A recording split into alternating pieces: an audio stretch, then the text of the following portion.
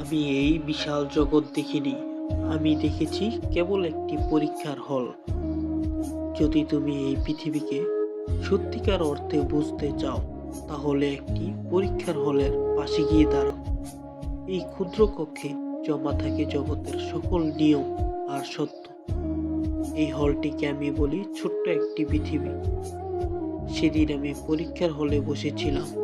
আমি কখনোই এত খারাপ ছাত্র ছিলাম না, তবুও সেদিন কলমের ছিপ কামড়াচ্ছিলাম। চারপাশে তাকিয়ে দেখলাম সবাই নিজের কাজে ব্যস্ত।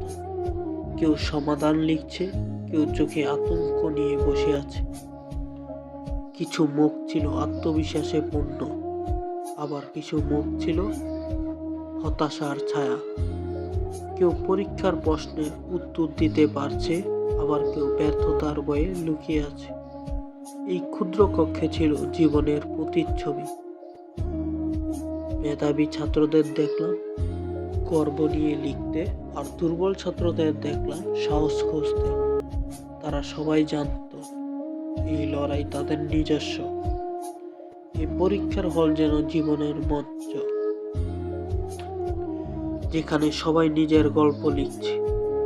আমি বসে দেখলাম জীবনে এই ছোট্ট সংস্করণ, যেখানে কেউ জিতে যাচ্ছে, কেউ হারছে, কেউ লিখছে জীবনের সাফল্যের সুর, আবার কেউ সংগ্রামের গল্প সাজাচ্ছে।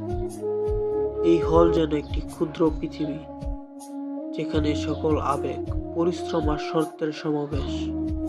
এখানে রয়েছে স্বপ্ন পূরণের চেষ্টা, আছে বইয়ের অন্ধকার আর প্রত্যাশার আলো। এই ছোট্ট ঘরটিতে জমা রয়েছে পুরো পৃথিবীর রূপ। আমি সেদিন কলমের ছিপ কামড়ে শুধু এটাই বুঝেছি, জীবনের প্রতিটি মুহূর্ত এক একটি পরীক্ষা, আর এই পরীক্ষার হল আমাদের জীবনের প্রতিচ্ছবি।